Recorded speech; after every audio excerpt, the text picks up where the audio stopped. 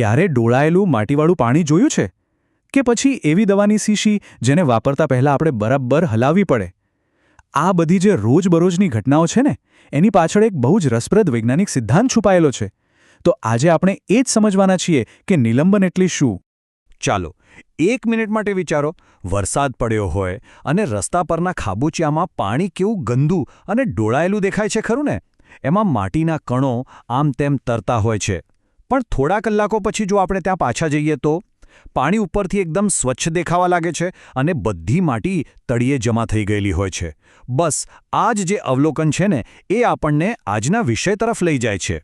તો આજે આપણે આ પ્રક્રિયા પાછળનું વિજ્ઞાન સમજવાના છીએ.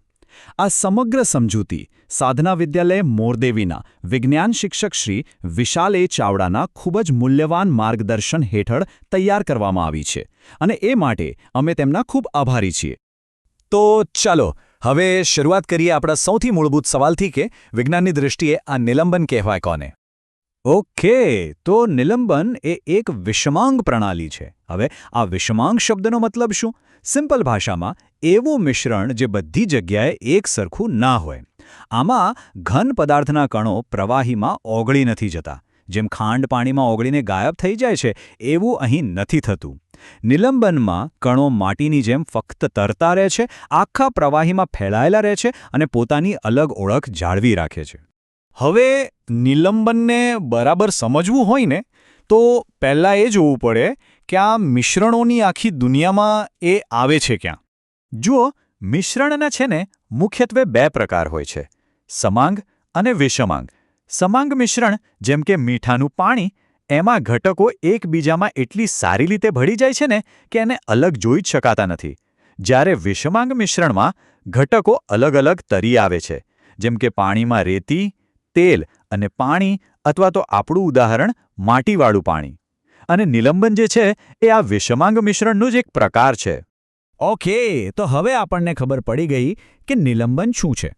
તો ચલો હવે એના એવા ખાસ ગુણધર્મો જોઈએ જે એને બીજા બધા મિશ્રણોથી એકદમ અલગ પાડે છે. નિલંબનનો સૌથી પહેલો અને સૌથી મુખ્ય ગુણધર્મ એ છે એનો વિષમાંગ સ્વભાવ. આપણે હમણાં જ વાત કરી કે એ વિષમાંગ છે, મતલબ કે એના ઘટકો બધે સરખી રીતે ફેલાયેલા નથી. આ આકૃતિમાં જુઓ તો તરત સમજાઈ જશે. અહીં સ્પષ્ટપણે દેખાય છે કે કેવી રીતે ઘન કણો પાણીમાં તરતા હોય છે, પણ એ દરેક જગ્યાએ એકસરખા પ્રમાણમાં નથી. ક્યાંક કણોનું પ્રમાણ વધુ છે તો ક્યાંક ઓછું. આને જ કહેવાય વિષમાંગ પ્રકૃતિ. બીજો ગુણધર્મ તો એકદમ સહેલો છે. નિલંબનની અંદર જે કણો હોય ને, એ એટલા મોટા હોય છે કે એને જોવા માટે કોઈ માઇક્રોસ્કોપની જરૂર જ નથી પડતી.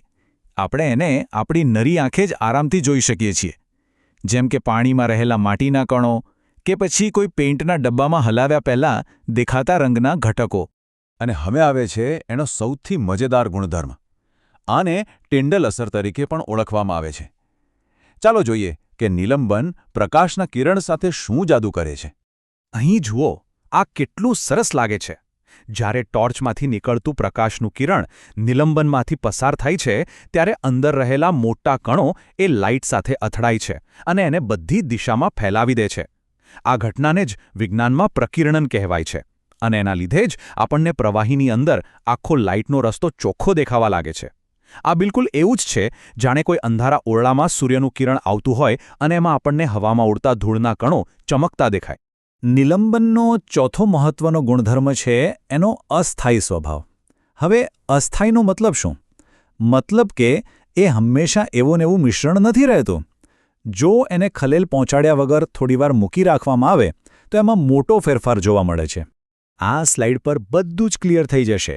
જુઓ, ડાબી બાજુનું ચિત્ર છે શરૂઆતમાં, જ્યાં કણો આખા પ્રવાહીમાં ફેલાયેલા છે. પણ જો એને થોડીવાર માટે શાંતિથી મૂકી દઈએ ને, તો જમણી બાજુના ચિત્ર જેવું થાય છે. ગુરુત્વાકર્ષણને કારણે બધા ભારે કણો ધીમે ધીમે પાત્રના તળિયે બેસી જાય છે. અને એક વાત ખાસ યાદ રાખવા જેવી છે, જેવું કણો નીચે બેસી ગયા એટલે નિલંબન રહ્યું જ નહીં. હવે એમાંથી લાઇટ પસાર કરો તો એનો રસ્તો નહીં દેખાય, કારણ કે પ્રકાશના રસ્તામાં એને ફેલાવા માટે કણો જ રહ્યા નથી. સારું, આપણે જોયું કે કણો મોટા છે અને નીચે પણ બેસી જાય છે. તો શું એનો મતલબ એ છે કે આપણે એમને પ્રવાહીમાંથી સહેલાઈથી અલગ કરી શકીએ? જી હા, બિલકુલ. કારણ કે નિલંબનના કણો મોટા હોય છે.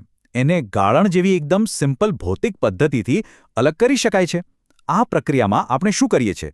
બસ એ મિશ્રણને એક ફિલ્ટર પેપરમાંથી પસાર કરીએ છીએ. આ ફિલ્ટર પેપર એક ચાળણી જેવું કામ કરે છે. એમાંથી પ્રવાહીના નાના અણુઓ તો પસાર થઈ જાય છે, પણ નિલંબનના મોટા ઘનકણો ઉપર જ રહી જાય છે. આ આકૃતિમાં તમે પ્રયોગશાળામાં થતી ગાળણ પ્રક્રિયા જોઈ શકો છો. જ્યારે આપણે નિલંબનને ગળણીમાં નાખીએ ત્યારે જે ઘન પદાર્થ ફિલ્ટર પેપર પર ઉપર રહી જાય એને વિજ્ઞાનની ભાષામાં અવશેષ કહેવાય. અને જે ચોખ્ખું પ્રવાહી નીચે બીકરમાં ભેગું થાય છે એને કહેવાય ગાળણ. જોયું કેટલું સહેલું છે ઘન અને પ્રવાહી ઘટકોને અલગ કરવાનું? તો ચાલો આખા વિષયને ફટાફટ રિવાઇઝ કરી લઈએ.